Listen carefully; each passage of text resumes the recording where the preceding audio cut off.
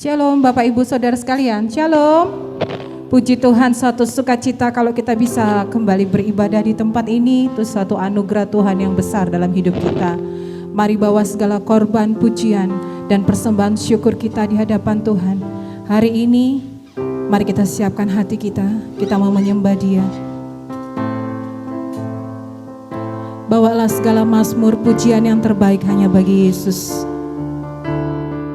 Biarlah segala sembah pujian hanya bagi Dia. Datanglah ke hadirat Tuhan dengan berhiaskan kekudusan. Mari kita sembah Dia.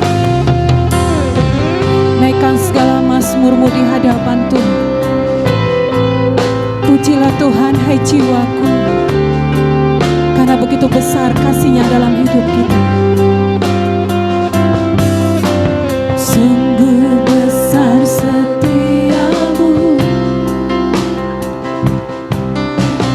nyata di sepanjang hidupku. Darahmu telah layakkan kehidupanku.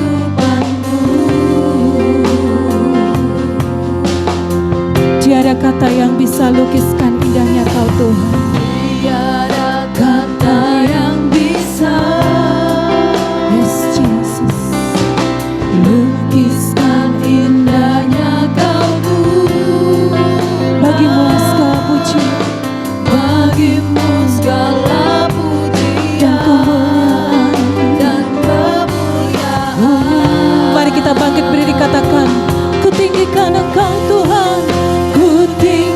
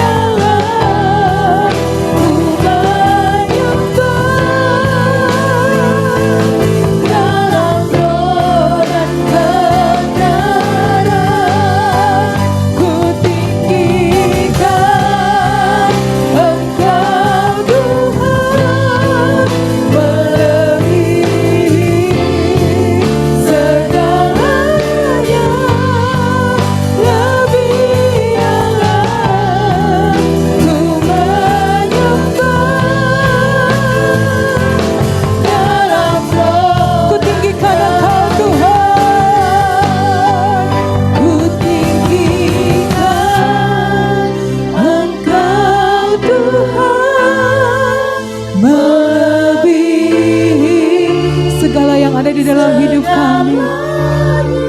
Bawa kami untuk menyembah-Mu, Yesusku. Bawa kami untuk bermazmur bagi-Mu Tuhan. Haleluya Yesus Tuhan. Dalam roh dan kebenaran kutinggikan Engkau Tuhan. Yes Jesus, melebihi segalanya, lebih dalam ku menyembah. Dalam roh dan kebenaran selamanya.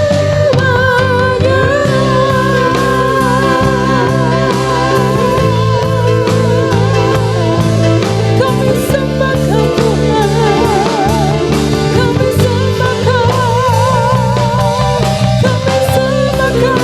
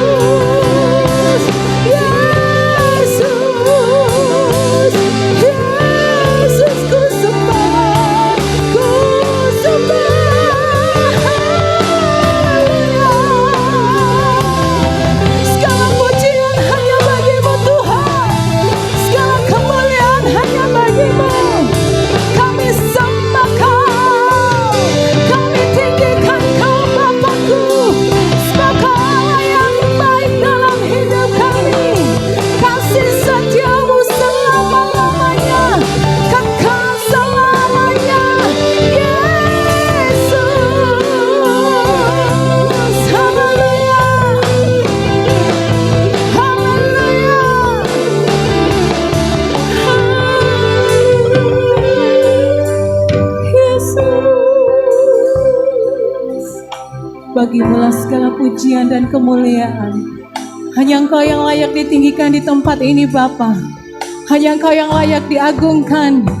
Ini umat-Mu datang di hadapan-Mu Tuhan menyembah Engkau. Ini umat-Mu datang Tuhan mengalung-alungkan Engkau Raja segala Raja. Kau Tuhan yang besar dalam hidup kami. Kau Tuhan yang mulia. Ku tinggikan Dia, melebihi segala yang ada dalam hidup kita. Bawa hatimu untuk menyembah Dia. Dia ada di sini bersama dengan kita. Yes Jesus. Haleluya. Jesus, Jesus. Yes Jesus. Yesus. Haleluya. Ku tinggikan Engkau melebihi segalanya, lebih dalam ku menyembah.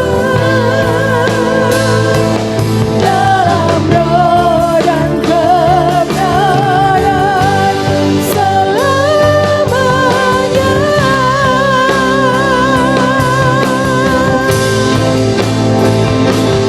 Dalam roh dan kebenaran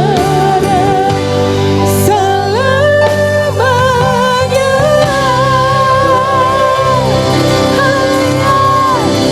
Haleluya.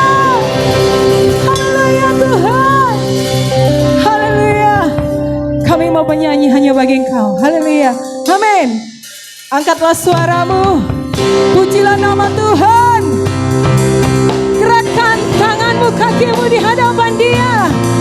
Menarilah bagi Raja segala Raja. Dia Yesus yang layak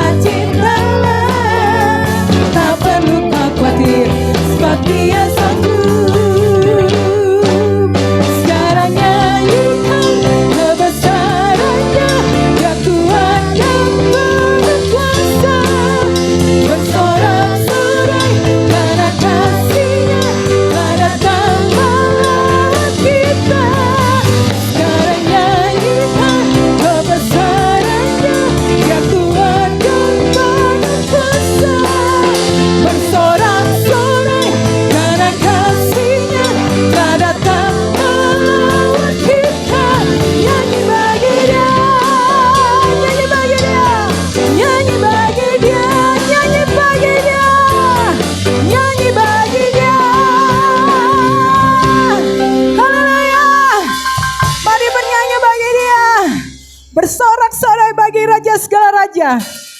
Karena ada kuasa yang dahsyat dalam hidup kita. Dia yang memberikan kuasa itu untuk menaklukkan segala musuh-musuh kita. Tanggalkan bebanmu. Mari bersorak hanya bagi Yesus. Yes!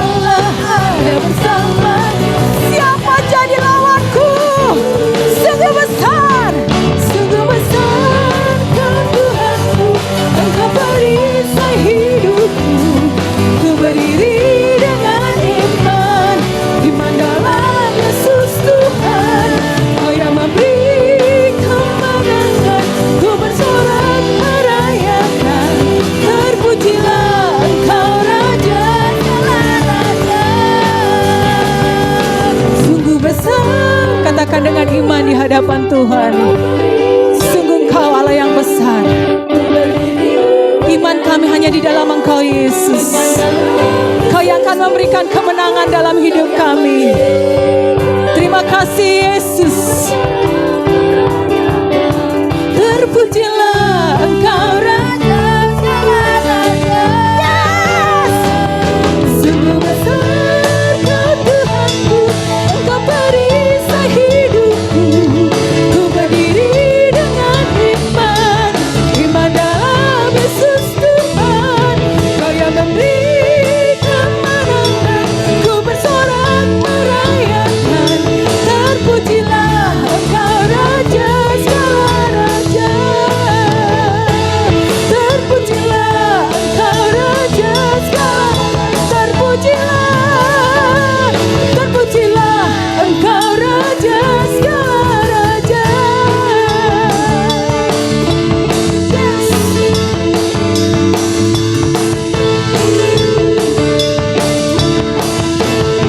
Terpujilah Kau Tuhan. Terpujilah Kau Raja di atas segala raja. Terima kasih Tuhan. Sungguh besar Kau Tuhan dalam hidup kami. Terima kasih.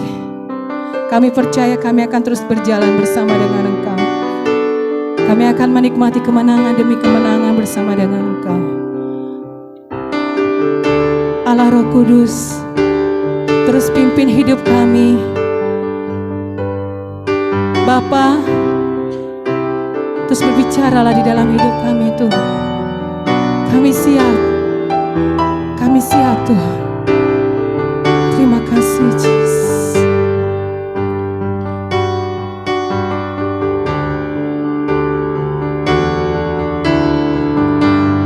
Allah Roh Kudus, penuhi kami. Ku rindu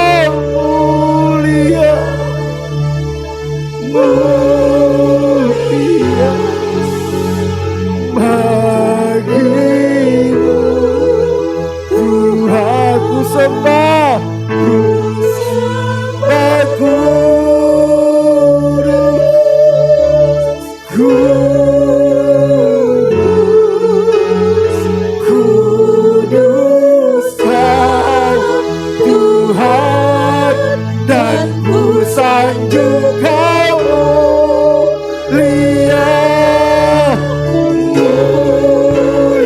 Dengan segenap hati katakan, ku sembah kami sembah Tuhan. Bersama dengan para malaikat kami datang menyembah Kau, umat tebusanmu, dan ku sanjung Kau mulia, mulia. Sekali lagi, ku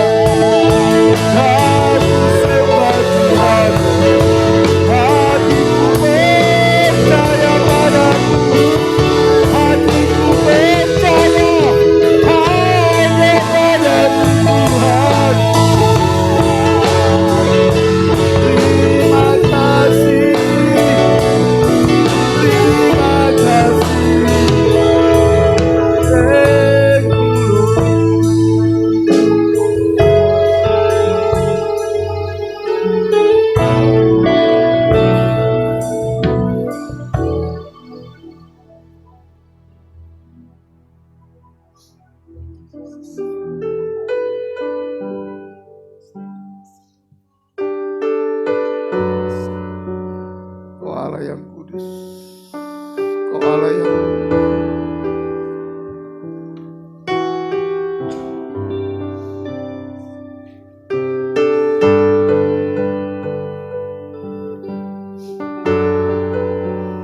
Jesus.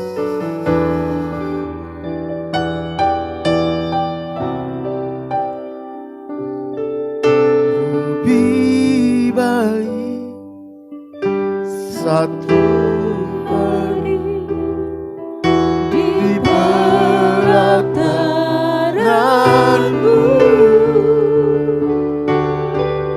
daripada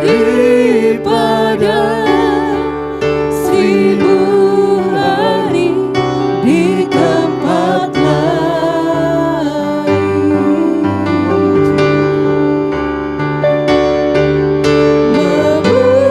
Memuji-Mu, menyembah-Mu, Kau Allah yang hidup, dan menikmati semua kemurahan-Mu. Sama-sama katakan, lebih baik. Izinkan Tuhan melawat hidup kita dengan kemurahan-Nya. Lebih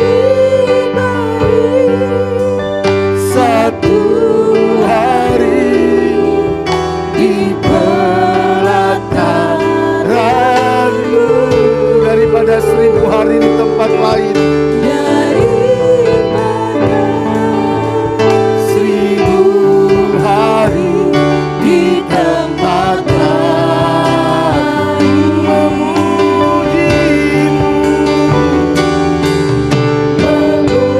memujimu, menyembahmu. Kau Allah yang hidup dan menikmati semua kemurahan-Mu.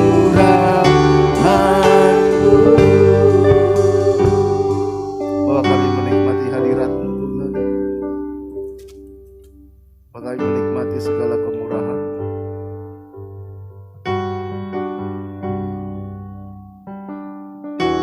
Apakah yang membedakan kami dengan bangsa-bangsa lain? Kalau bukan karena Engkau berjalan bersama dengan kami. Demikian Musa berteriak kepadamu. Hal yang sama Tuhan, hati kami menjerit dan berkata, apakah yang membedakan kami dengan orang-orang yang lain selain Engkau berjalan bersama dengan kami, menuntun setiap langkah-langkah kami, menyertai setiap kami. Hanya itu yang kami inginkan, berjalan bersama dengan Tuhan, hidup di dalam pimpinan Tuhan. Karena itu jangan angkat roh-Mu dari kami, jangan angkat perkenanan-Mu dari kami, jangan sembunyikan diri-Mu dari kami Tuhan. Bahwa kami tenggelam di dalam hadirat-Mu. Buka mata kami untuk melihat jalan-jalan-Mu dalam hidup kami. Roh Kudus, terima kasih Kau ada di tengah-tengah kami. Kau yang melawat umat-Mu, Kau yang memulihkan umat-Mu, Kau yang menyembuhkan umat-Mu. Bahwa kami terus masuk ke dalam rencana-Mu. Berbicara Kau di tengah-tengah kami Tuhan. Nyatakan isi hati-Mu. Buka rahasia kebenaran-Mu bagi kami. Sampai kebenaran-Mu memerdekakan kami. Hamba-Mu terbatas, tapi Roh Kudus Engkau tidak terbatas. Oh Guru Agung kami, buka rahasia firman-Mu. Sampai kebenaran itu memerdekakan. Kuasai pikiran, perasaan, kehendak kami. Segala pekerjaan setan, kuasa kegelapan, roh teritorial, tipu daya iblis kami ikat, kami tawan, kami perintahkan keluar dari tempat ini dalam nama Yesus. Jamaah anak-anak sekolah minggu, berkati guru-guru sekolah minggu, urapi mereka. Terima kasih Bapak. Kami sambut firman-Mu dalam nama Tuhan Yesus. Haleluya. Amin. Silakan duduk Bapak Ibu Saudara. Shalom. Shalom. Satu sukacita kalau kita bisa kumpul, bisa beribadah bersama-sama Saudara di tempat ini. Saya juga bersukacita bisa ada bersama dengan Saudara. Hari Rabu kemarin saya pulang ke Medan Saudara, karena kondisi papa saya cukup drop ya. Saya pulang ke Medan ngelihat papa saya, memang saya cuman bilang saya gak bisa lama-lama di sana karena hari Sabtu Minggu saya harus ada pelayanan. Sabtu pagi-pagi jam 5:30 saya terbang dari Medan karena saya mau mengejar doa sore kemarin sore Saudara. Puji Tuhan, saya senang bisa ada berada di tempat ini. Nanti tanggal 4 kami akan balik lagi ke Medan. Melihat kondisi papa saya Saudara. Saudara, papa saya ini sudah 2,5 tahun, lebih kurang 2,5 tahun gagal ginjal dan cuci darah.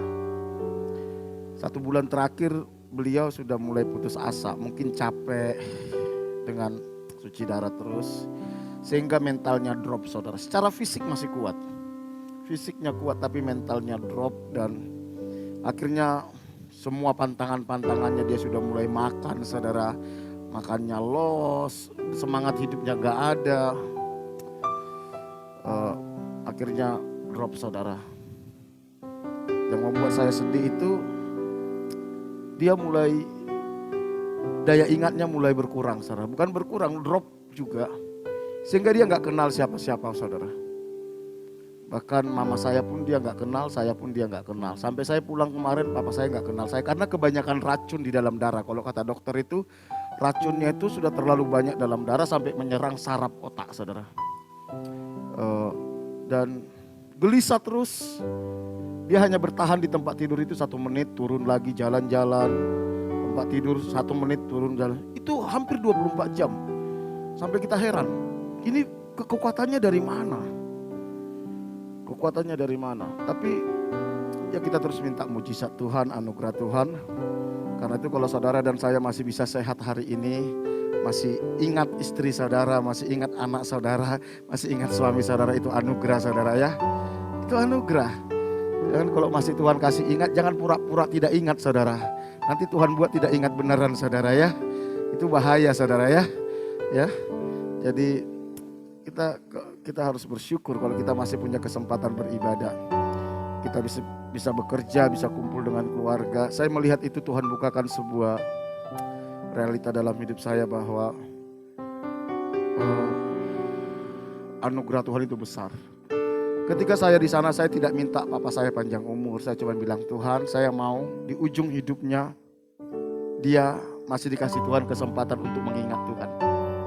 Saya cuma minta itu sama Tuhan. Karena papa saya ini dari mudanya cinta Tuhan, saudara. Cinta Tuhan. Tidak neko-neko, tidak ngerokok, gak mabuk, gak main judi, tidak suka main perempuan. Dari kecil sudah melayani Tuhan. Tapi realita saya melihat kehidupan yang seperti ini. Saya bilang, saya tahu Tuhan semua aturlah. Tidak ada yang kebetulan. Saya tidak mau menyalahkan Tuhan di balik semuanya itu. Karena saya tahu Tuhan itu mengasihi saudara. Saya hanya minta Tuhan di akhir hidupnya kasih papa saya kesempatan untuk dia bisa mengingat Tuhan. Dia boleh lupa siapapun, gak apa-apa. Dia lupa saya gak apa-apa. Yang penting dia mengingat Tuhan dan biar Tuhan satu-satunya yang menjadi tujuan hidupnya. Papa saya tidak terlalu tua tapi ya dia harus lalui semua itu. Saudara, mari. Saya pernah bilang sama kita, kalau Tuhan buat sedikit aja saraf kita menslek saudara. Sehebat apapun kita gak ada nilainya saudara. Ya. Memang saya lihat dalam diri papa saya, saudara, waduh cukup memprihatinkan. Tapi saya tetap bersyukur buat semuanya itu. Saudara yang dikasihi Tuhan, beberapa minggu ke depan, mungkin sekitar 3 minggu dari sekarang, kita akan bahas tentang doa Bapa kami, saudara. Doa Bapa kami. Banyak orang mengungkapkan doa Bapa kami ini, tapi dia nggak ngerti sebenarnya esensi doa Bapa kami. Dan tidak sedikit saya lihat orang itu menjadikan doa itu seperti mantra, saudara. Mantra, kayak simsalabim terus jadi bukan saudara. Kekristenan tidak seperti itu saudara. Doa itu bukan mantra. Nanti kita lihat bagaimana ketika satu saat murid-murid bertanya, Guru ajarilah kami untuk berdoa. Menarik saudara, kalau saudara baca di kitab Lukas, ini saya ambil nanti dari kitab Matius. Tapi di kitab Lukas dia bilang gini, satu saat murid-murid minta supaya diajari berdoa. Murid-murid tidak minta diajari bagaimana buat mujizat. Murid-murid tidak minta diajari bagaimana untuk mengusir setan, enggak saudara. Tapi mereka minta, Guru ajarilah kami berdoa. Berarti doa itu sangat penting saudara. Berapa banyak kita serius bagaimana belajar berdoa.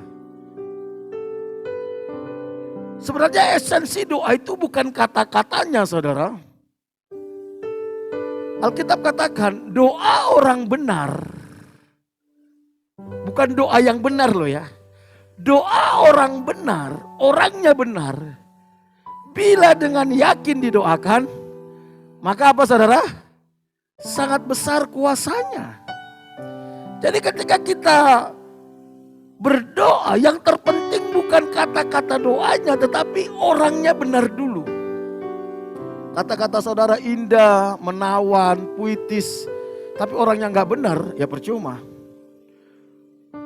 Kata-kata kita ya agak sedikit kacau, berantakan, tapi hidup kita benar, Tuhan dengar. Makanya ketika kita berdoa Bapa kami saudara, sebenarnya Tuhan itu tidak sedang melatih kata-kata. Tidak. Tuhan sedang membuat sebuah pola kehidupan lewat doa. Nanti saya akan bagikan. Bagaimana membangun pola kehidupan saat kita berdoa.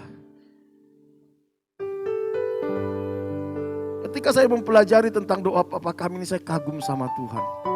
Bagaimana Tuhan itu mengajari kita kehidupan kekristenan yang sesungguhnya itu, saudara. Bukan cuma sekedar kata-katanya yang menjadi mantra, bukan.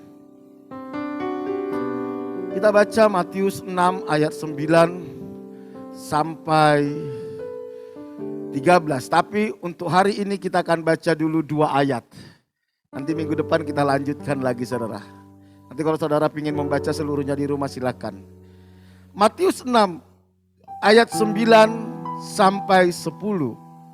Kita baca sama-sama ya, karena ini cuma 2 ayat. Dikatakan seperti ini, 1, 2, 3. Karena itu berdoalah demikian. Bapa kami yang di sorga, dikuduskanlah namamu, datanglah kerajaanmu, jadilah kehendakmu di bumi seperti di sorga.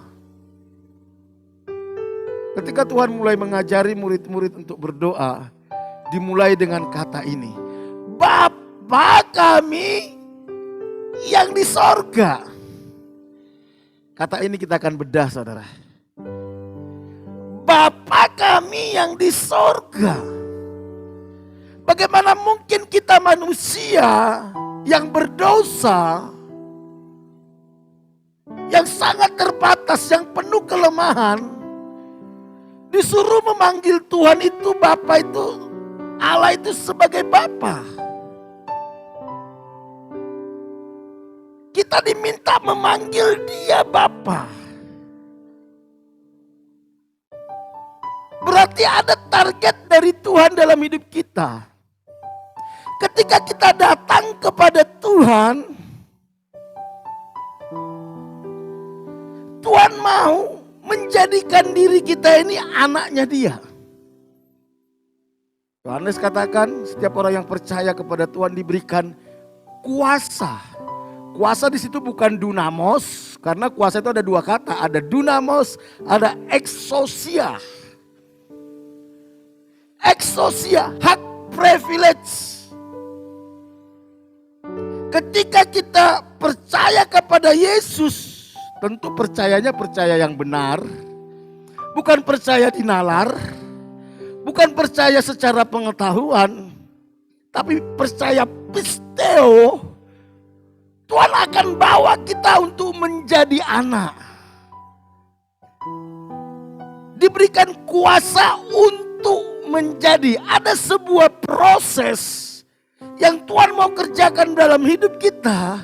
Sehingga kita diberikan exousia, hak privilege untuk menjadi anak. Pertanyaannya, apakah kita sudah menjadi anak? Nanti kita akan lihat, anak itu ada 2, saudara. Ada notos, ada huios. Jadi ketika kita berdoa Bapa kami, sebenarnya Tuhan sedang membawa kita kepada sebuah pola. Jadi doa merupakan sarana komunikasi dan relasi manusia dengan Tuhan. Komunikasi dan relasi. Saya bisa berkomunikasi dengan Mas Eko, tapi saya tidak punya relasi yang baik. Bisa aja. Bisa. Tetapi Tuhan mau bukan cuma kita sekedar berkomunikasi, tetapi ada sebuah relasi antara kita dan Tuhan. Dan relasi yang Tuhan ingin bawa itu adalah relasi antara Bapa dan anak. Doa Bapa kami merupakan pola di dalam membangun komunikasi dan relasi dengan Tuhan. Di kampung kami dulu, seringkali orang karena dia nggak tahu berdoa, yang penting dibaca doa Bapa kami. Bapa kami yang di surga dikudus. Dia gak ngerti apa esensi doa Bapa kami sehingga doa Bapa kami itu menjadi mantra. Sehingga walaupun hidupnya bertahun-tahun ke gereja, puluhan tahun menjadi orang Kristen, dia tidak pernah menjadi anak Allah. Nggak pernah. Nggak pernah. Makanya satu saat Tuhan katakan, aku tidak menikmati engkau. Aku tidak mengenal engkau. Jadi ketika kita datang sama Tuhan, kita harus sadar. Ketika Tuhan panggil saya, Tuhan ingin membangun komunikasi. Tuhan ingin membangun relasi dengan saya. Dan komunikasi dan relasi itu adalah komunikasi dan relasi antara anak dan bapa. Memang seringkali iblis kacaukan saudara. Kita memiliki bapa yang tidak benar, figur bapa yang gak benar. Atau Tuhan izinkan kita mengalami masa kecil kita kehilangan bapa. Sampai akhirnya kita sulit mengenal dia sebagai bapa. Tapi apapun itu, kalau kita sudah sungguh-sungguh datang kepada Tuhan, maka dia akan datang sebagai bapa. Dia akan ajari kepada kita bagaimana kita menjadi anak yang baik dan dia menjadi bapa yang baik dalam hidup kita. Pertanyaannya, sudahkah kita menempatkan dia sebagai bapa dalam hidup kita?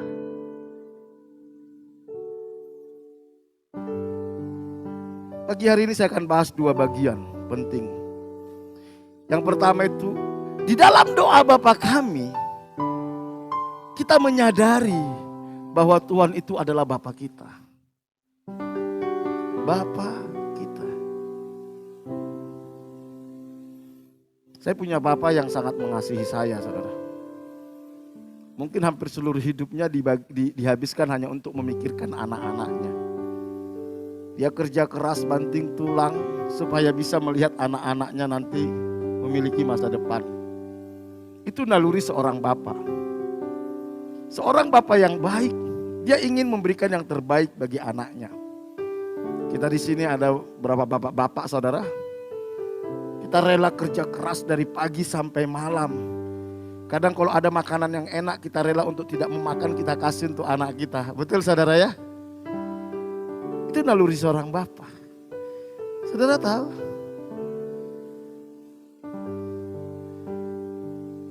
Tuhan jauh lebih dari itu.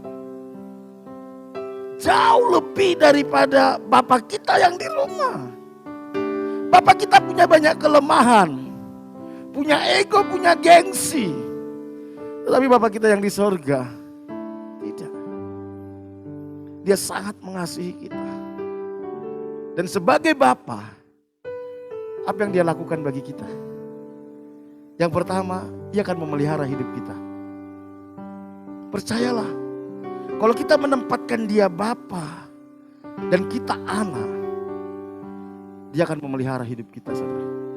Sama seperti papa saya yang bagaimana dia bekerja keras, berjuang supaya saya bisa bertumbuh besar, supaya saya bisa sekolah. Hal yang sama Tuhan akan lakukan dalam hidup kita. Makanya dalam Matius 6 ayat 31 sampai 33 dikatakan seperti ini. Sebab itu janganlah kamu khawatir dan berkata apa yang akan kami makan, apa yang akan kami minum, apa yang akan kami pakai. Bukankah ini fokus hidup kita setiap saat saudara? Selalu hidup kita habiskan hanya untuk mendapatkan makan, minum, pakai. Semuanya itu dicari bangsa-bangsa yang tidak mengenal Allah. Akan tetapi Bapamu yang di surga, perhatikan. Bapamu yang di surga, nanti ini dalam saudara. Kalau kita bedah ini. Bapamu yang di surga, engkau punya Bapa, bukan Bapa yang tidak jelas. Engkau punya Bapa, bukan Bapa yang tidak punya arah. Engkau punya Bapa, bukan Bapa yang tidak terdeteksi dia di mana. Bapa kita itu pribadi yang kita tahu dia ada di mana.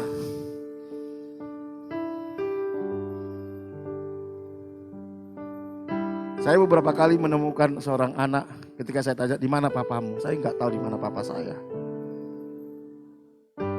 Karena dia sudah meninggalkan kami sejak kami kecil. Apakah dia masih hidup? Kami nggak tahu. Apakah dia sudah menikah lagi? Kami nggak tahu. Tetapi Alkitab mengatakan kita punya Bapa, jelas ada di mana.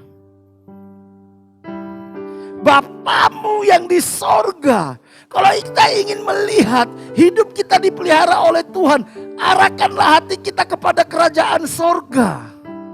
Pikiran kita sejajar, searah dengan pikiran kerajaan sorga. Maka kita akan ketemu dengan Bapa itu. Kalau saudara arah hidupnya ke dunia, saudara tidak akan ketemu Bapa. Misalnya saya punya Bapa ada di Medan. Saya arahkan hidup saya ke Kalimantan. Gak ketemu Bapa saya. Gak ketemu. Bapa kita itu ada di sorga, saudara. Karena itu kita harus membangun pola pikir kerajaan sorga. Cara hidup kerajaan sorga. Alkitab katakan hal kerajaan sorga bukan masalah makan dan minum. Tetapi masalah apa, saudara? Kebenaran, damai sejahtera, dan sukacita oleh Roh Kudus. Kenapa kita tidak pernah bisa menemukan Bapa itu? Kenapa seolah-olah Bapa itu tidak tahu di mana? Kita nggak pernah mengalami Bapa. Karena kita tidak membangun pola hidup kerajaan sorga. Kita membangun pola hidup duniawi. Nggak ketemu. Bapa kita itu ada di sorga. Bangunlah ya dalam hidup kita budaya kerajaan sorga. Cara berpikir kerajaan sorga, nilai-nilai kerajaan sorga, maka kita akan ketemu dengan Bapa itu. Wow.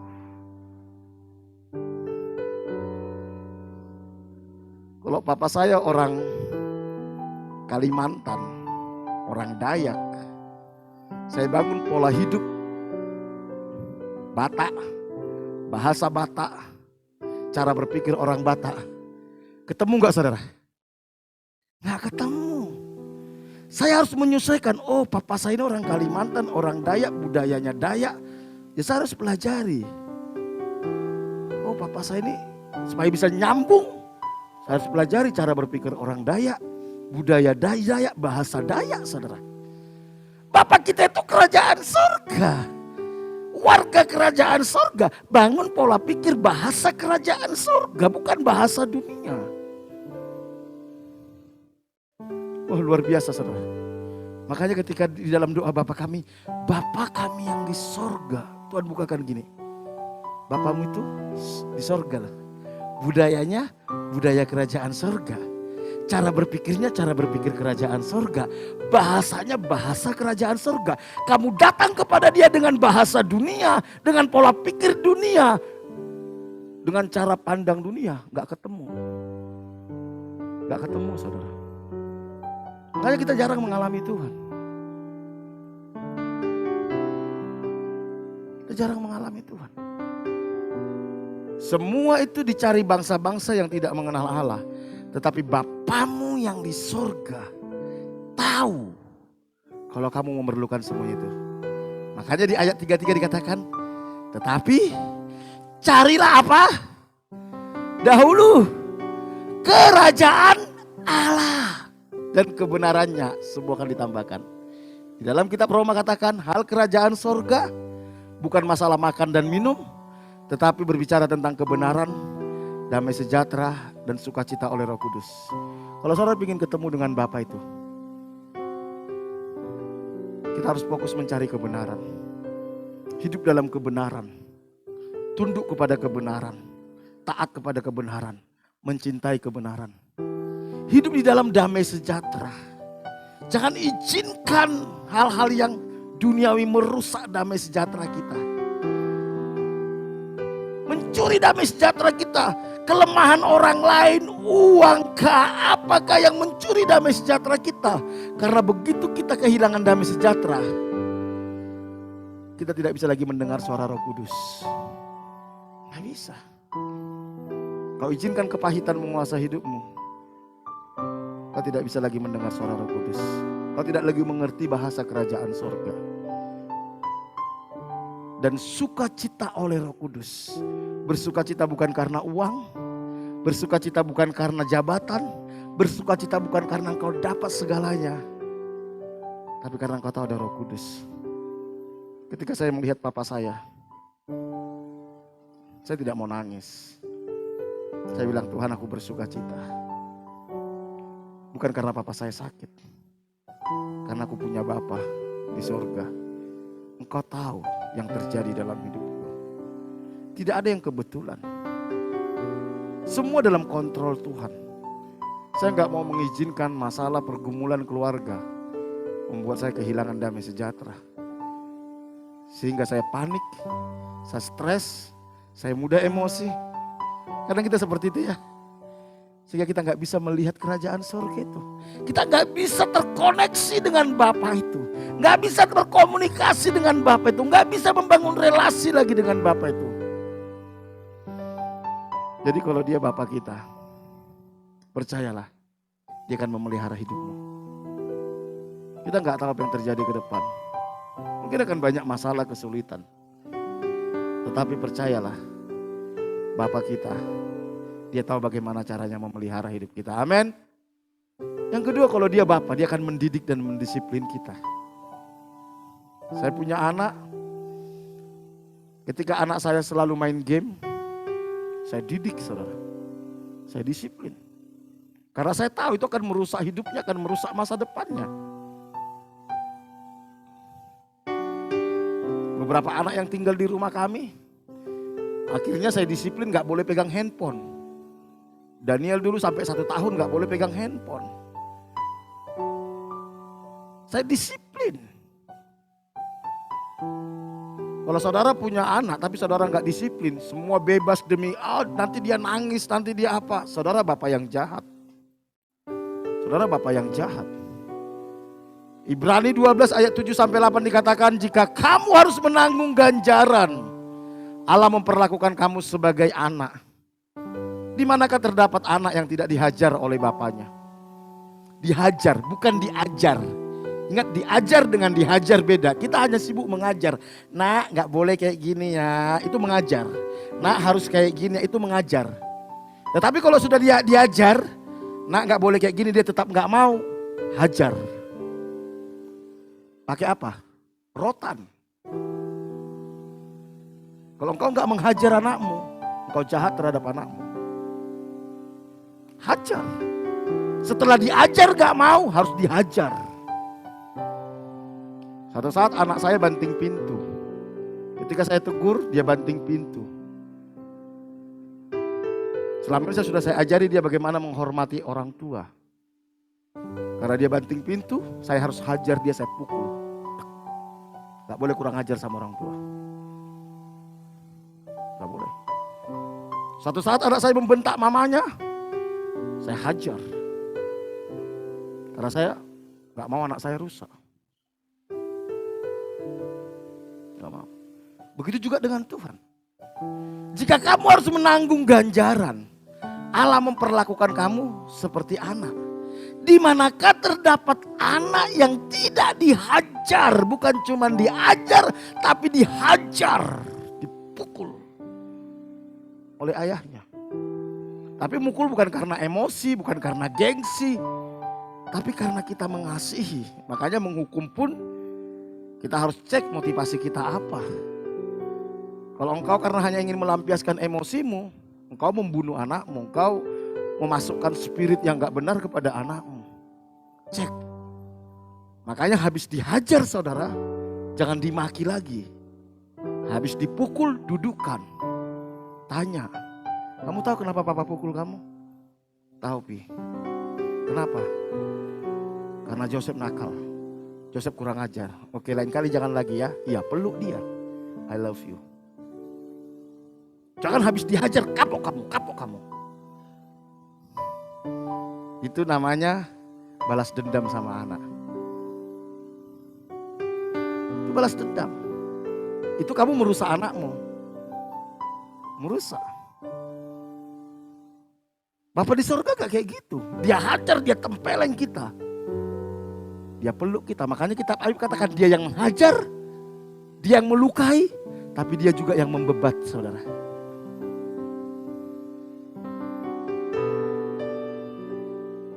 Kalau kita bilang dia Bapa kita, ketika engkau main-main dengan dosa, ya siap-siap dihajar Tuhan. Tapi yang celaka, dikatakan ayat 8. Tetapi jikalau kamu bebas dari ganjaran yang harus diderita setiap orang, maka kamu bukanlah apa? Anak, tetapi apa saudara? Anak-anak apa? Gampang. Bahasa aslinya itu saudara, bukan anak-anak gampang sebenarnya. Anak yang di atas itu bahasa aslinya itu huios. Itu anak yang sah sebagai ahli waris. Kalau engkau anak sebagai ahli waris kerajaan sorga, ya ciri khasnya gini, perhatikan. Kalau engkau betul-betul anak Tuhan, sudah menjadi anak Tuhan ahli waris, begitu engkau salah pasti tempeleng Tuhan. Engkau salah ditempeleng Tuhan, engkau salah ditempeleng Tuhan.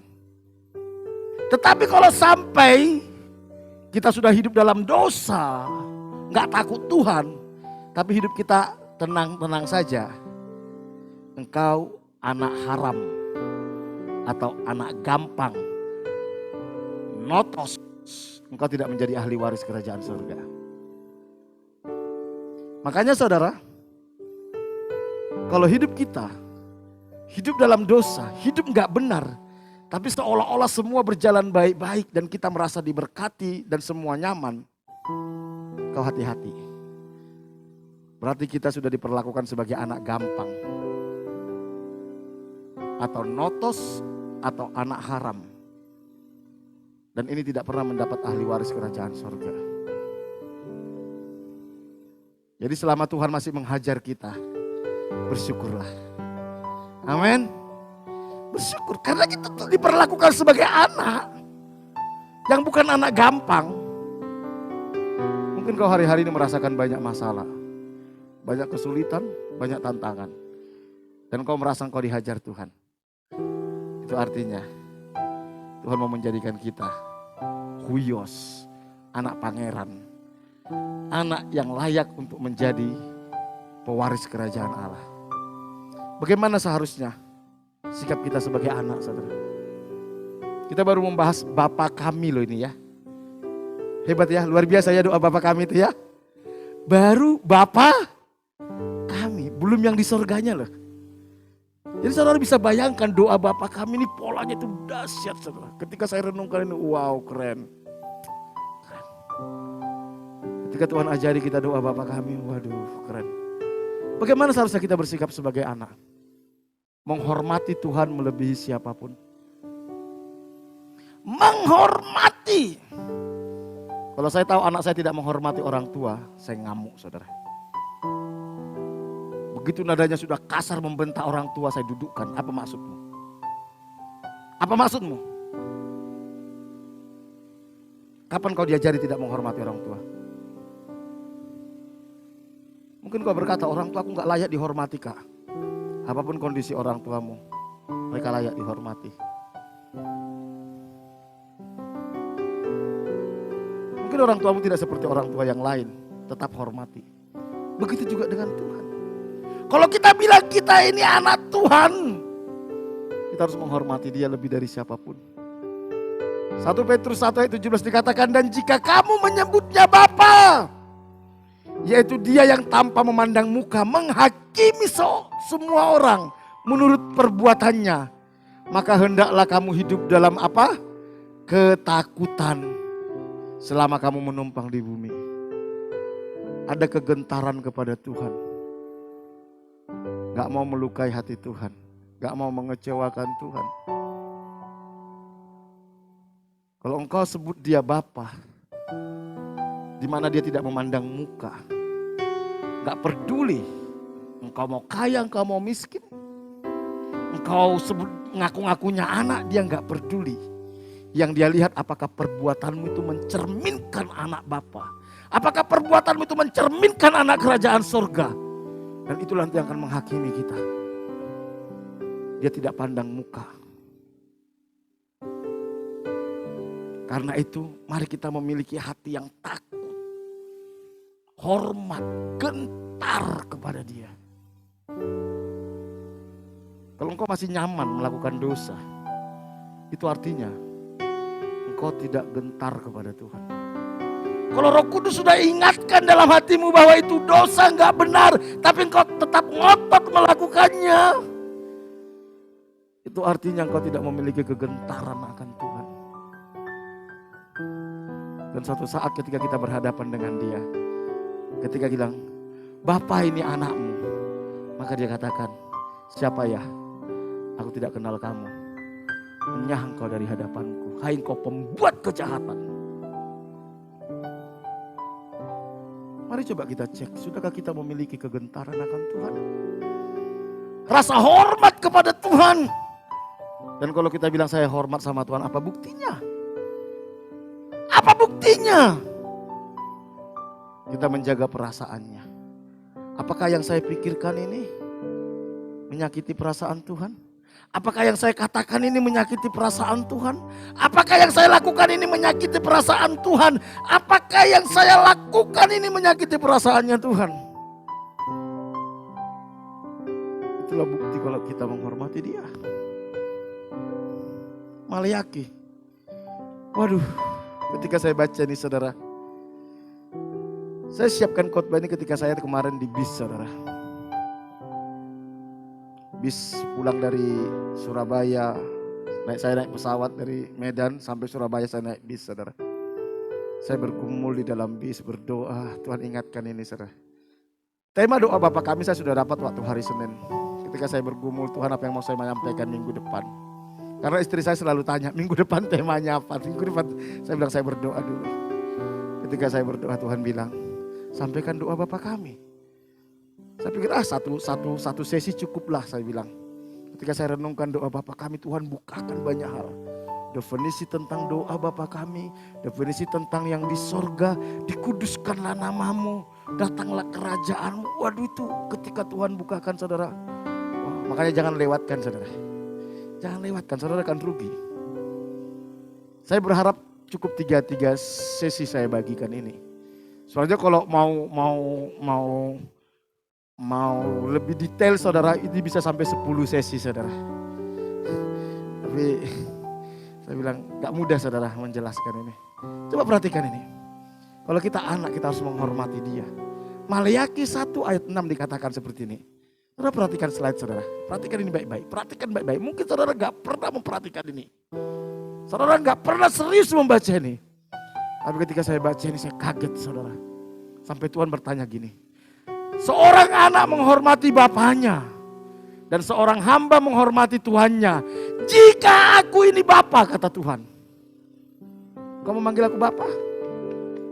Jika aku ini bapa, di manakah hormatmu itu? Di manakah hormat yang kepadaku itu? Jika aku ini Tuhan, di manakah takut yang kepadaku? Firman Tuhan semesta alam kepada kamu, hai para imam yang menghina namaku. Ketika kita enggak menghormati Dia, kita menghina Dia. Tetapi kamu berkata, bagaimanakah kami menghina namamu? Kadang kita merasa kita enggak menghina Tuhan. Kadang kita merasa kita sudah baik. Kadang kita merasa bahwa kita anak yang berbakti. Sehingga kita merasa layak diberkati Tuhan. Sehingga kita merasa layak untuk ditolong Tuhan. Sehingga kita merasa layak untuk diberikan yang terbaik sama Tuhan. Sementara Tuhan bilang, kalau aku ini Bapamu, di manakah rasa hormatmu kepadaku? Kita tanya, kapan aku menghina engkau? Tuhan katakan ayat 7. Kamu membawa roti cemar ke atas mezbahku. Tetapi kamu berkata, dengan cara bagaimanakah kami mencemarkannya? Dengan cara menyangka meja Tuhan boleh dihinakan. Saudara, ketika engkau bermain-main dengan Tuhan, bermain-main dengan persembahan, bermain-main dengan pelayanan, bermain-main dalam memberi sama Tuhan, engkau menghina Tuhan. Di ayat 8 dikatakan seperti ini. Apabila kamu membawa seekor binatang buta untuk dipersembahkan, tidakkah itu jahat? Apabila kamu membawa binatang yang timpang dan sakit, tidakkah itu jahat? Cobalah menyampaikannya kepada bupatimu. Saudara, Tuhan bilang gini, persembahan yang kamu bawa ke Tuhan, kamu berani gak sampaikan itu kepada bupati? Tuhan bilang gini, sikapmu kepadaku, kamu berani gak lakukan itu kepada bupati? Caramu ngomong, berani gak kamu ngomong gitu di depan bupati? Cara kamu melayani aku, berani gak kamu melakukan cara yang sama ketika kau lakukan itu kepada bupati? Kalau kau janji dengan bupati jam 7, sementara kau janji sama aku datang jam 7, kau datang jam 7:05, berani gak engkau datang janji sama bupati jam 7, datang jam 7:05? Kalau sama bupati kau bisa begitu hormatnya, sementara sama aku kau asal-asalan, kau menghina aku, kata Tuhan. Kau anggap aku lebih rendah dari bupati. Jelas Tuhan katakan. Kalau engkau dikasih kesempatan bawa hadiah ulang tahun buat bupati, berani enggak engkau berikan itu seperti engkau memberikan kepadaku?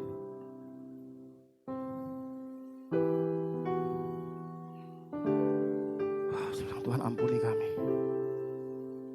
Sama Tuhan kita asal-asalan, memberi waktu asal-asalan, memberi tenaga asal-asalan, memberi pikiran asal-asalan, melayani asal-asalan. Sementara sama bupati kita nggak berani lakukan hal yang sama.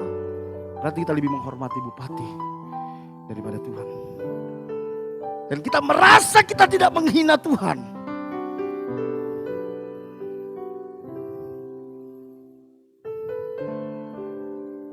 Coba menyampaikannya kepada bupatimu. Apakah ia berkenan kepadamu?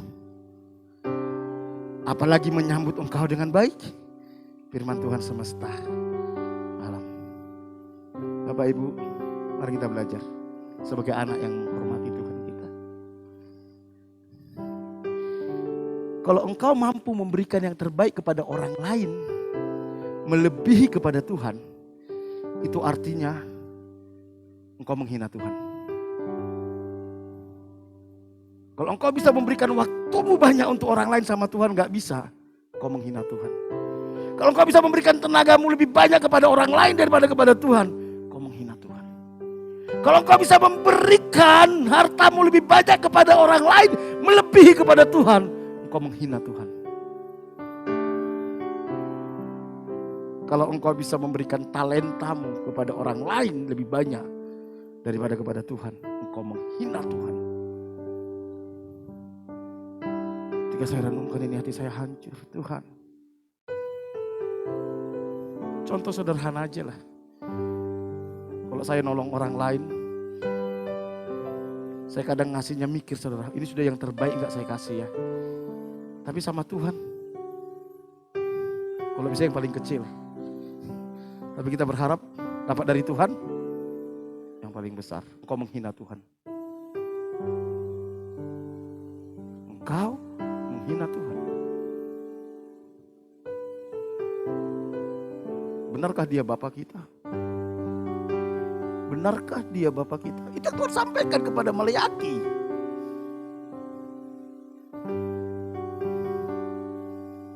Yang pertama tadi, saudara, apa? Bagaimana seharusnya sikap kita kepada sebagai anak? Menghormati Tuhan melebihi siapapun. Melebihi siapapun.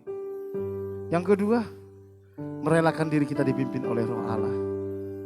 Maka saudara dipimpin oleh Tuhan. Roma 8 ayat 14-17 dikatakan seperti ini. Semua orang yang dipimpin Roh Allah adalah, kalau engkau bilang engkau anak Allah, benarkah Tuhan yang memimpin hidupmu?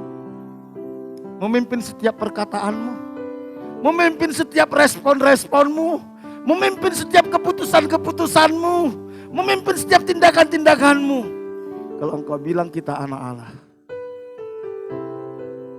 maka kita dipimpin oleh Roh Tuhan. Atau ego kita yang memimpin kita, hawa nafsu kita yang memimpin kita, ambisi kita yang memimpin kita, yang semuanya itu digerakkan oleh iblis. Siapa yang memimpin hidup kita? Siapa yang memimpin hidup kita? Sebab kamu tidak menerima roh perbudakan yang membuat kamu menjadi takut. Ciri khasnya orang yang tidak dipimpin oleh Roh Allah, hidup dalam ketakutan. Kita nggak boleh takut sama apapun juga. Karena Tuhan mau kita hanya takut sama Dia. Nanti saya akan kasih tahu bagaimana summary-nya. Tuhan nggak mau kita takut terhadap apapun. Takut miskin, takut gak sukses, takut gak bisa kawin, takut gak. Tuhan gak mau. Karena Tuhan mau kita hanya takut sama Dia. Hanya takut sama Dia.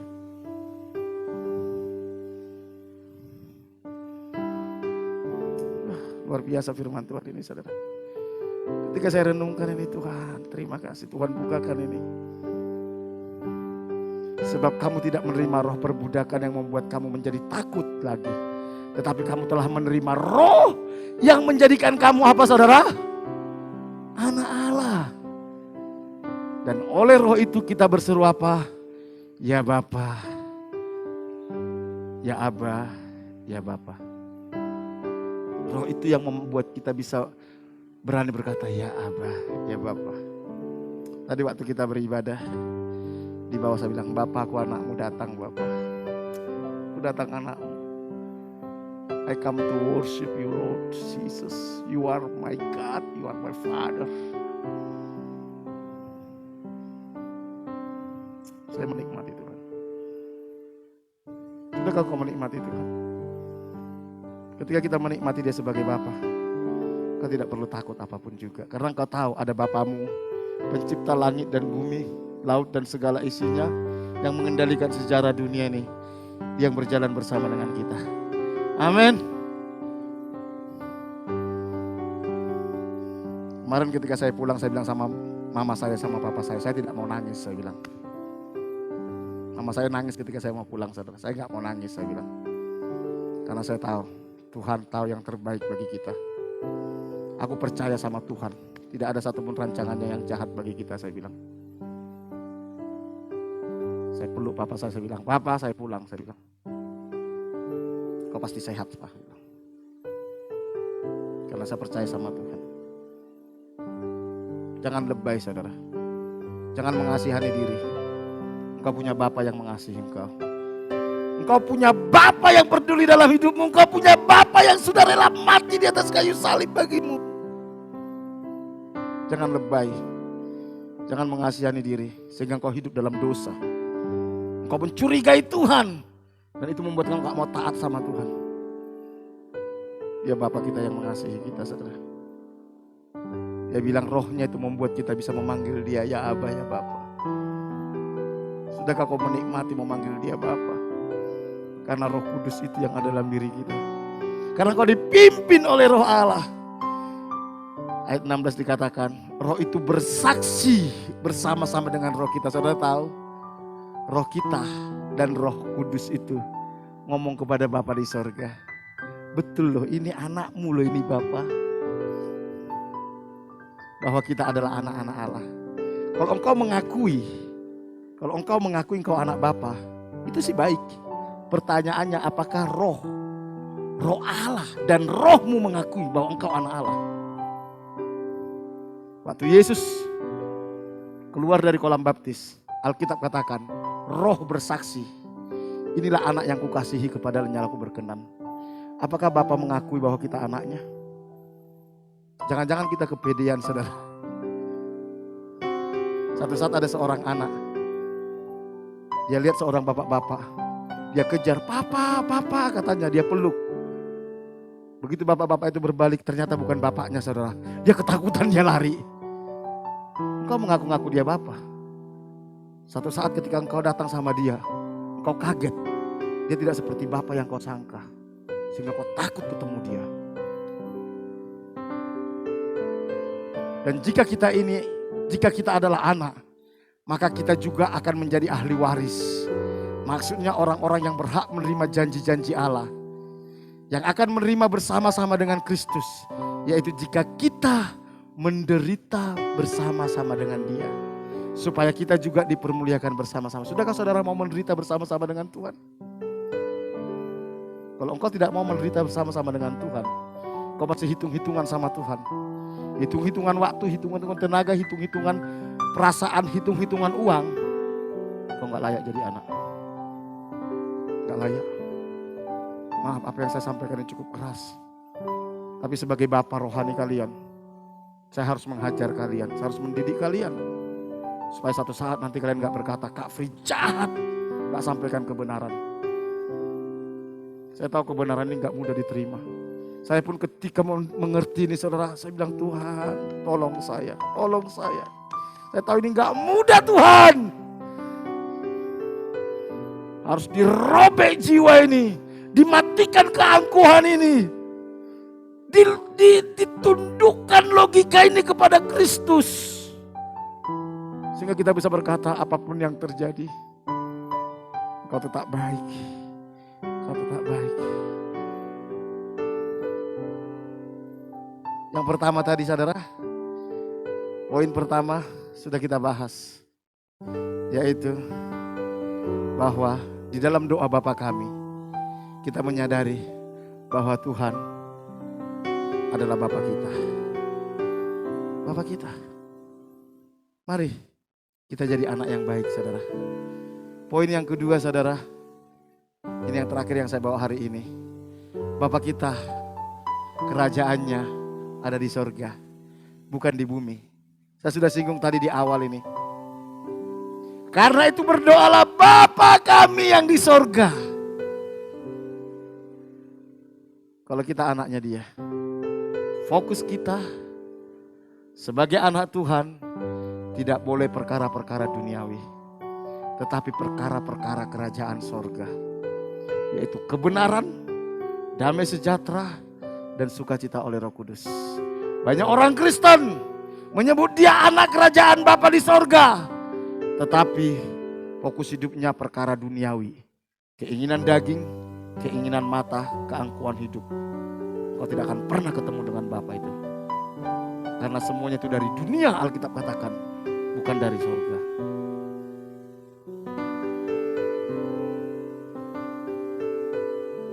Waktu saya pulang dari rumah saya, dari Medan ke bandara saudara, bandara Kuala Namu, saya cerita dengan adik saya. Saya cerita sama adik saya. Adik saya ngantar saya saudara. Saya bilang, banyak orang merasa dia itu sudah berkenan kepada Tuhan karena dia aktif di gereja. Karena dia juga aktif di gereja. Belum tentu kalian sudah jadi anak, saya bilang. Belum tentu. Karena kalau kamu masih mencintai uang, engkau masih mencintai dunia, fokusmu bukan perkara-perkara surgawi, engkau belum menjadi anak kerajaan. Belum. Berarti gak boleh dong kita cari uang? Boleh. Boleh. Gak boleh kaya? Boleh. Tetapi engkau tidak lagi dibahagiakan oleh uang, engkau tidak lagi dibahagiakan oleh kekayaan. Uang dan kekayaan itu cuma fasilitas untuk kita melayani Bapa kita yang di sorga. Tuhan Yesus sampaikan itu. Tapi fokus kita adalah kebenaran. Bagaimana tunduk kepada kebenaran firman Tuhan. Bagaimana hidup dalam damai sejahtera yang berasal daripada Tuhan. Bagaimana kita hidup dengan sukacita yang berasal daripada Roh Kudus. Sehingga kita bisa bersekutu dengan Dia. Berkomunikasi dan berelasi dengan Tuhan. Karena kalau engkau tidak miliki ini, engkau tidak bisa berelasi dengan Tuhan. Jadi Bapa kita, kerajaannya dari surga. Jangan fokus dengan perkara duniawi saudara. Jangan. Bekerjalah yang terbaik, lakukan yang terbaik untuk Tuhan. Engkau bekerja bukan cuma sekedar cari uang, tapi bagaimana lewat pekerjaanmu nama Tuhan dipermuliakan. Bagaimana lewat studimu lakukanlah yang terbaik. Dengan tujuan apa? Lewat studimu nama Tuhan dipermuliakan. Sebagai ibu rumah tangga lakukan yang terbaik. Supaya lewat hidupmu sebagai ibu rumah tangga nama Tuhan dipermuliakan. Wow, itu konsep kerajaan surga. Baru kita benar-benar menjadi anak Bapa kita yang ada di dalam surga. Kolose 3 ayat 1 sampai 3. Ayat 1 sampai 3 itu saudara, salah ketik. Karena itu, jikalau kamu dibangkitkan bersama dengan Kristus, carilah apa saudara? Perkara yang di atas. Bu Ida selalu bilang gini, kalau yang di atas, saya tanya, yang di atas itu apa? Cicak kah? Pesawat kah? Tapi itu ada ayatnya ternyata saudara. Carilah perkara yang di atas, di mana Kristus ada, duduk di sebelah kanan Allah. Pikirkanlah perkara yang di atas. Apa yang saudara pikirkan tiap hari? Apakah cuma cuan, uang, untung? Pikirkanlah perkara yang di atas, bukan yang di bumi. Sebab kamu telah mati dan hidupmu tersembunyi bersama dengan Kristus di dalam Allah. Kalau kita bilang kita anak Allah dan hidup kita tersembunyi dalam Kristus, maka yang ada dalam pikiran kita adalah perkara-perkara yang di atas. Apa kehendak Tuhan, apa maunya Tuhan, apa yang Tuhan inginkan dalam hidupku. Ketika engkau bekerja, engkau bertanya, Tuhan kenapa Tuhan tempatkan saya bekerja di sini? Apa sih kehendakmu? Apa rencanamu? Apa hal kerajaan sorga yang bisa saya lakukan di pekerjaanku? Ketika engkau sekolah, engkau bertanya, Tuhan kenapa saya harus sekolah di sini? Apa maunya Tuhan? Apa kehendak Tuhan yang harus kulakukan di sekolah ini? Perkara-perkara di atas. Kalau saya menikah, kenapa saya harus menikah dengan laki-laki model kayak gini? Dengan perempuan model kayak gini, apa sih maumu? Apa kehendakmu? Apa perkara surgawi yang Tuhan kerjakan dalam hidupku? Kesimpulan saudara. Ciri-ciri anak Allah. Ada satu lagi sebenarnya, tapi ini sangat ekstrim. Saya agak takut menyampaikannya saudara. Ciri-ciri anak Allah yang pertama, hidup dalam kekudusan. Kalau engkau masih bermain-main dengan dosa, itu bukan karakter anak Allah. Kalau saya bilang anak saya itu Gebi, maka genetik saya akan turun sama Gebi. Karakter saya pasti ada turun kepada Gebi, karena dia anak saya. Kalau engkau sebut dirimu anak Allah, maka genetik Tuhan itu akan turun dalam hidupmu. Apa genetik Tuhan itu saudara? Kudus. Makanya dia katakan, kuduslah kamu sebab aku kudus. Kalau engkau sebut engkau dirimu anak Allah tapi engkau bermain-main dengan dosa, engkau tidak kudus. Genetik siapa yang masuk dalam hidupmu saudara? Yang kedua, tidak takut menghadapi segala keadaan. Kenapa kita nggak takut? Karena kita tahu Bapa kita itu pencipta langit, bumi, laut dan segala isinya. Semua alam semesta ini dalam kontrolnya Dia. Sehingga kita nggak takut untuk meninggalkan dosa. Kita nggak takut taat kepada Tuhan. Kita nggak takut. Apapun yang terjadi kita akan hadapi dengan bertanggung jawab saudara. Tentu bersama dengan Tuhan. Yang ketiga, tidak memandang dunia sebagai kebahagiaan. Saudara, kalau engkau bisa menemukan kebahagiaan di dalam Tuhan, engkau tidak butuh kebahagiaan yang lain. Gak butuh, serius. Kalau kita selama ini suka makan makanan yang ada MSG-nya, yang ada micinnya. Sampai satu saat engkau memutuskan untuk makan vegetarian saudara. Dan engkau berbahagia dan menikmati vegetarian. Engkau pasti tidak tertarik lagi makan makanan yang ada MSG-nya. Betul gak saudara?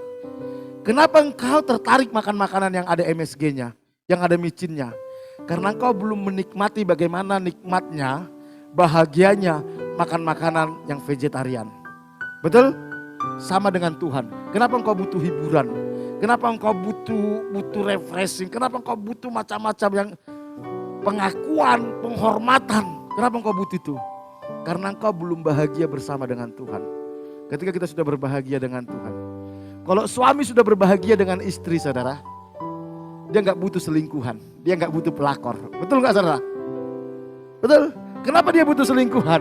Karena dia gak berbahagia dengan istrinya. Gak bahagia dengan keluarganya. Kalau dia bahagia di keluarga, dia gak butuh yang lain. Kalau engkau sudah bahagia dengan Tuhan, engkau tidak butuh dunia membahagiakanmu.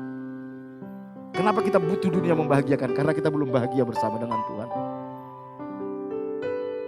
Ketika saya renungkan ini saudara, kebahagiaan kita itu ketika bersama dengan Tuhan.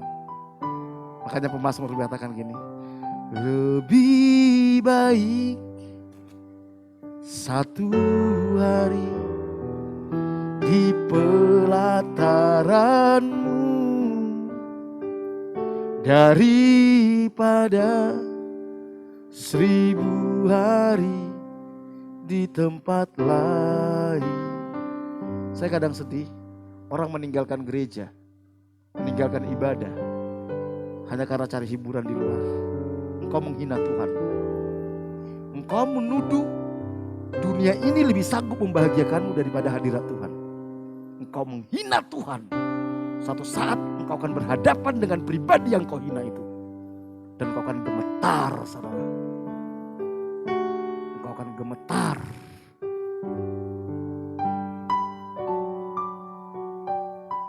Sudahkah Tuhan itu sanggup membahagiakan kita? Kalau Tuhan belum sanggup membahagiakan kita, engkau menghina Dia. Karena Dialah sumber kebahagiaan itu. Dialah sumber kehidupan itu. Tidak memandang dunia sebagai kebahagiaan. Yang keempat, berjuang tanpa batas melakukan kehendak Bapa. Berjuang tanpa batas. Apapun yang Tuhan minta, saya akan berikan. Asal Tuhan yang meminta. Termasuk nyawa saya. Makanya yang kelima, saudara. Seorang anak Tuhan, dia sudah tidak takut mati lagi. Dia tidak takut mati lagi. Bukankah itu yang dialami rasul-rasul? Mereka mau disalibkan. Mereka mau digoreng. Saudara tahu Yesaya? Saudara tahu Yesaya? Kitab Yesaya ditulis oleh Nabi Yesaya.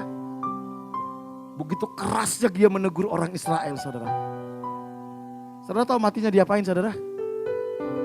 Digergaji. Kalau dipenggal masih enak, saudara. Sakitnya cuma 2 detik.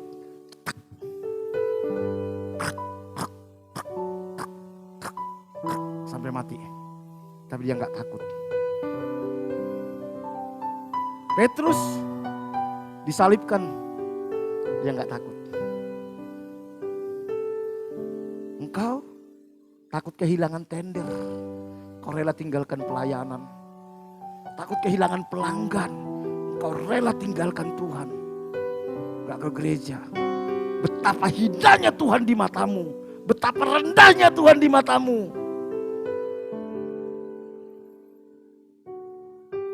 Takut nanti orang lain tersinggung. Kita mengabaikan Tuhan. Betapa rendahnya Tuhan di mata kita. Sementara kita panggil Dia Bapa. Saudaraku yang dikasihi Tuhan. Biar kebenaran ini bukan menghakimi. Tapi menjadi perenungan bagi kita. Sudahkah benar saya ini menjadi Bapa? Dia menjadi Bapa dan saya menjadi anak? Sudahkah benar Dia segala-galanya bagi saya? Bapakku, kita bangkit berdiri ya. Yang baik,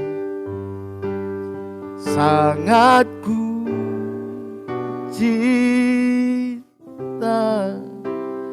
kasih-Mu padaku semakin nyata ku rasakan. Kaulah Bapakku yang baik, penuh karunia,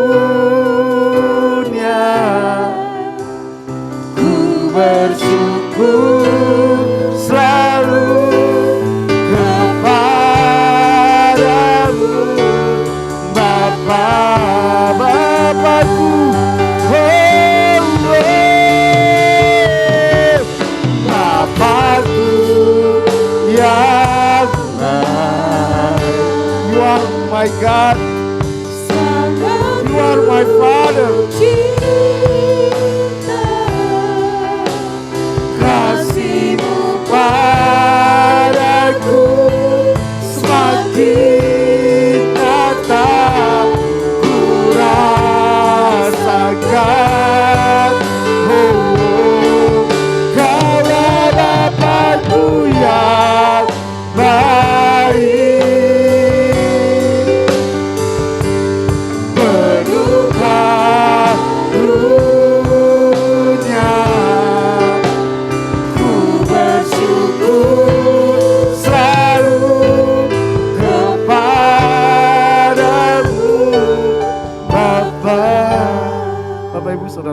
kasih Tuhan.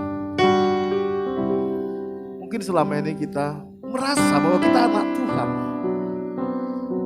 Itu baik sebagai pernyataan iman kita. Tetapi pertanyaannya, apakah Dia sudah mengakui kita sebagai anaknya? Itu jauh lebih penting. Apakah kita sudah menghormati Dia lebih dari siapapun? Apakah kita sudah menjaga perasaannya? Dan kita rela lakukan apapun untuk Dia? Atau kita masih hitung-hitungan sama Tuhan? Ketika engkau masih hitung-hitungan sama Tuhan, engkau memperlakukan Dia bukan Bapa. Engkau memperlakukan Dia sebagai rekan bisnis. Rekan bisnis. Saya sangat mengasihi papa saya. Apapun yang diminta papa saya akan kasih selama saya mampu. Semua yang terbaik bagi papa saya berikan. Karena saya sangat menghormati papa saya mengasihi papa saya. Kalau engkau sebut Dia Bapa, di manakah rasa hormatmu kepada Dia? Mari kita mengizinkan Tuhan. Kalau selama saya berbicara, menyampaikan firman Tuhan tadi, Roh Kudus berkata, ayo nak, perbaiki lagi sikapmu sebagai anak. Dan kau merasa firman Tuhan ini untukmu. Mari minta ampun sama Tuhan. Minta ampun. Dan kita mau perbaiki lagi hubungan, komunikasi dan relasi kita dengan Bapa kita. Bapa, terima kasih.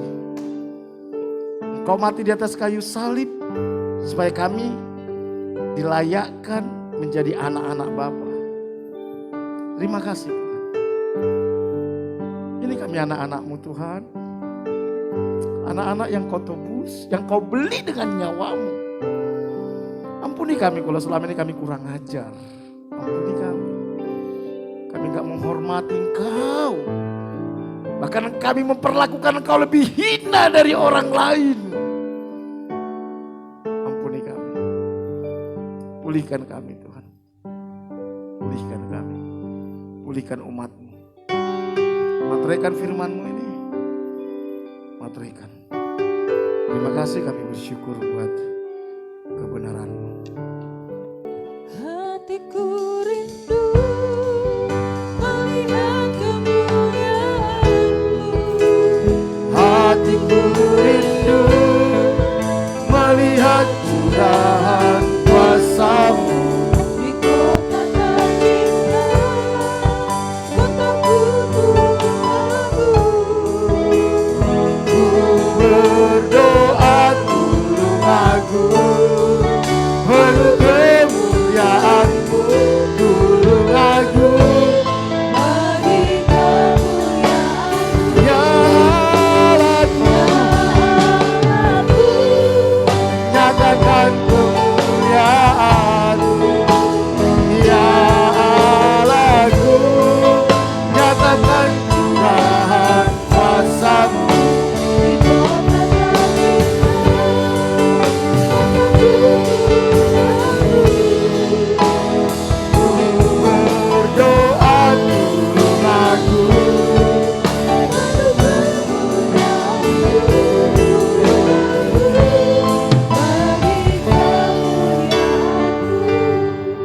kami datang umat-Mu merendahkan hati kami, membawa kota ini di hadapan-Mu.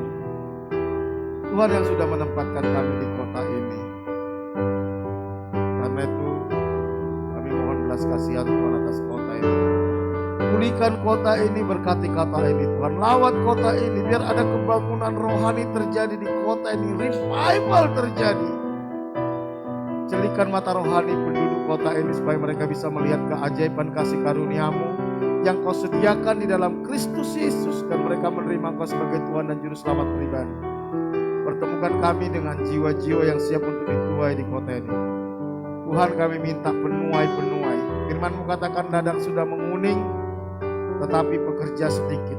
Karena itu mintalah kepada Tuhan yang mempunyai tuaian para pengerja. Kami minta para pengerja untuk menuai kota ini Tuhan.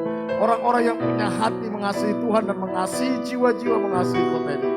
Berkati kota ini. Berkati pemerintahan kota ini Tuhan, mulai bupati sampai semua jajaran terendah Tuhan.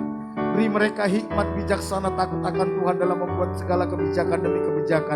Segala rancangan-rancangan mereka yang tidak berkenan kepada Tuhan, Tuhan gagalkan dalam nama Yesus. Segala rancangan orang jahat Kau gagalkan. Segala kecurangan Kau bongkar Tuhan. Berkati kota ini Tuhan. Berkati ekonomi kota ini. Semua usaha di kota ini yang tidak bertentangan dengan firman-Mu Tuhan buat berhasil. Semua usaha di kota ini yang tidak sesuai dengan firman-Mu yang merusak moral kota ini Tuhan gagalkan dalam nama Yesus.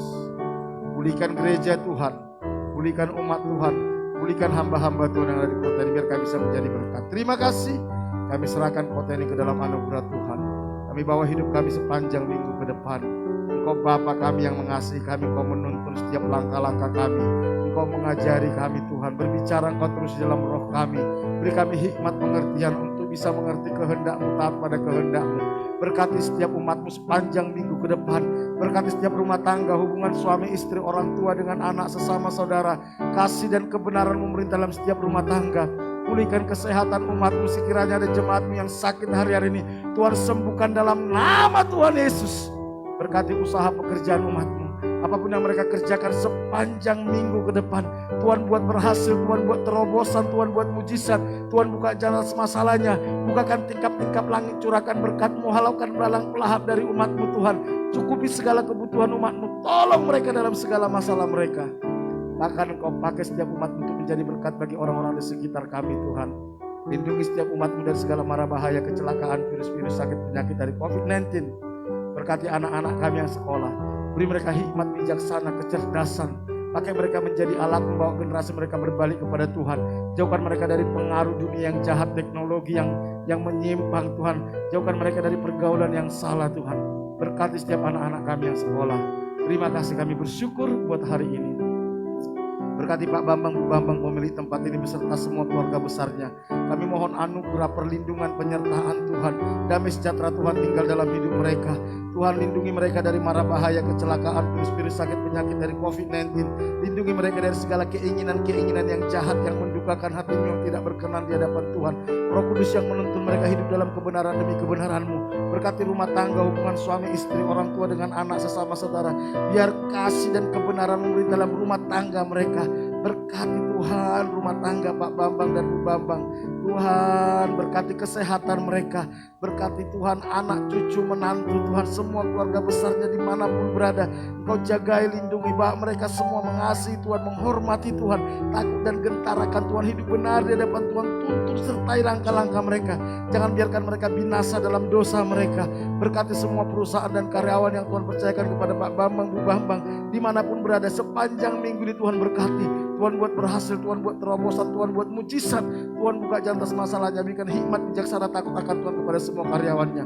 Kami bersyukur, berkati Barata ini sepanjang minggu ini. Mari jemaat yang dikasih Tuhan, kita angkat tangan kita, jemaat yang dikasih Tuhan. Tuhan mengasihi kita, Dia Bapa kita.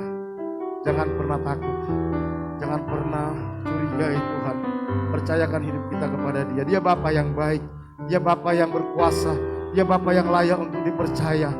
Dia tahu apa yang terbaik bagi kita. Karena itu pulanglah, terimalah berkat daripada Allah Bapa. Diberkatilah kau pada waktu masuk, diberkatilah kau pada waktu keluar, diberkatilah buah kandunganmu, diberkatilah adonanmu, diberkatilah bakulmu, diberkatilah hasil tanganmu.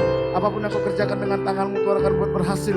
Diberkati kau di kota, di desa, di gunung, kemanapun kau pergi, tanda-tanda ajaib menyertai engkau. Engkau akan naik dan tidak akan menjadi turun, kau akan menjadi kepala dan bukan menjadi ekor. Anak cucumu akan perkasa di bumi, engkau akan sebut sebagai orang yang beruntung dan berbahagia. Dan lewat hidupmu akan banyak orang yang menerima berkat yang berasal daripada Tuhan. Jika engkau hari ini sungguh-sungguh mendengarkan suara Tuhan Allahmu yang kusampaikan kepadamu dan kau setia melakukannya, maka berkat-berkat ini akan menjadi milikmu. Karena itu pulanglah, terimalah berkat daripada Allah Bapa, kasih karunia dari Tuhan kita Yesus Kristus, penghiburan dan kekuatan dari Roh Kudus mulai hari ini sampai Tuhan Yesus datang kedua kali. Dalam nama Tuhan Yesus setiap kita diberkati, sama-sama katakan amin. Berikan tepuk tangan. Tuhan Yesus memberkati kita semua.